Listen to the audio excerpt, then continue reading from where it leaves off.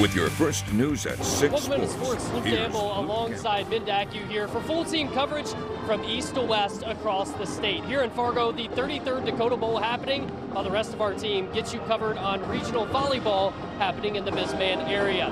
But we start here in Fargo. At the Fargo Dome, we've covered 3 state titles so far, one more champion still to be crowned. New Rockford Cheyenne-Matic won a state championship, its second in a row earlier this morning. They become the first team to do that in 11 seasons in 9-man football.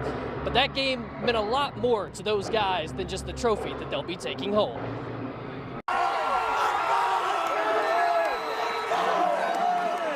New Rockford Cheyenne-Matic's second consecutive state title came with a wave of emotion. The Rockets playing for purpose in the biggest stretch of the season. What a career!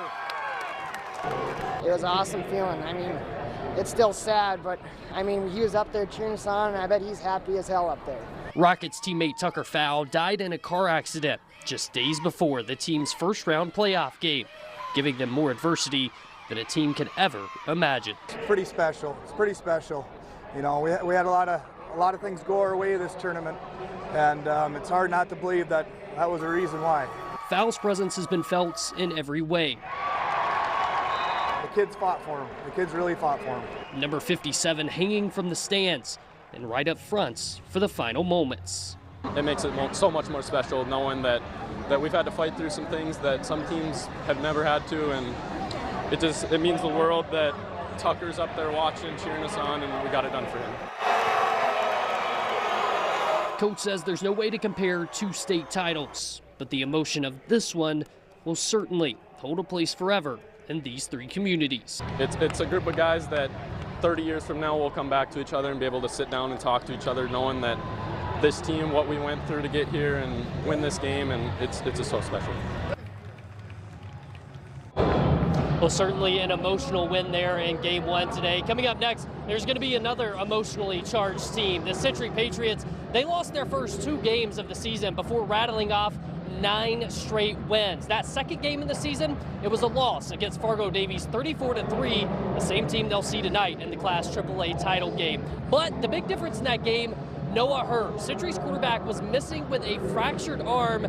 Tonight, he'll be back. So I asked him just how much can his experience play a part in tonight's game. Obviously, experience is a big thing in high school, so it will definitely help in the aspect of kind of like making the right reads and knowing what to do. But again, I mean, it's just kind of a team game, and so I'm just kind of rolling my guys and don't want to put too much pressure on the game. At the end of the day, it's a football game, so we just want to be able to go out there and play like we know how. Control the ball. That's going to be the message in both locker rooms tonight. Both teams trying to control time of possession. Century going for its first title in 5 seasons.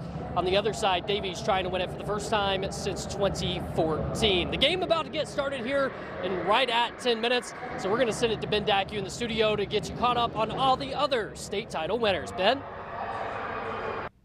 Thanks, Luke. With 9-man over and done with, we move on to Division A. Langdon Area Munich takes on Bottineau. Can the 6-seeded Braves upset number 1 Langdon? First possession. Bottineau tasked with a 4th and long. Emerson Merrim has his man Landon Grant down the seam. Braves strike first, 7-0. Later in the first, Cardinals go deep into the playbook. Wide receiver pass to a wide open Tanner McDonald. Backpedals in.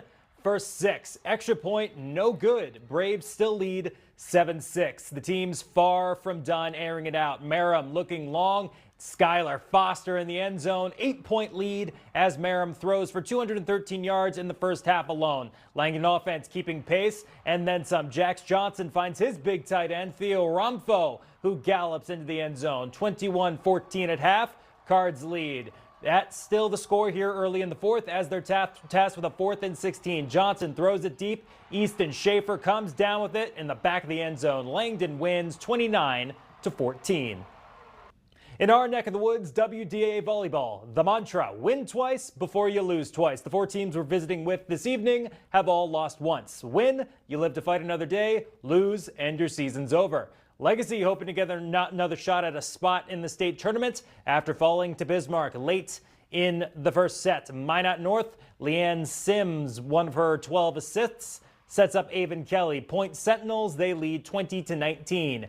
Sabres keep their state tournament chances alive with a big block, and the Sentinels are unable to make the return. Legacy on top, 28-27, potential match point. Gracie Watson with the serve. Sentinels with the return, but the ball goes wide. Set 1 goes to the Sabres. Legacy takes the next 2 sets to sweep Minot North, 3-0 for Legacy.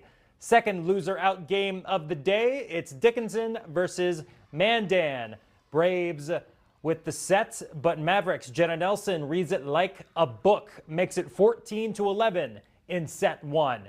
Both teams fighting to keep the ball in the air, but it's Nelson again, this time with the kill to push their lead. Mavericks would end up taking the first set 25-16. Set 2, and Anna Claire Bugby is perfectly set up, slamming the ball down, giving the Braves the momentum in set 2. The Mavericks still move on. 3-1 score for Dickinson. All right, a lot of action, but more tonight. All right, we'll be right back after this.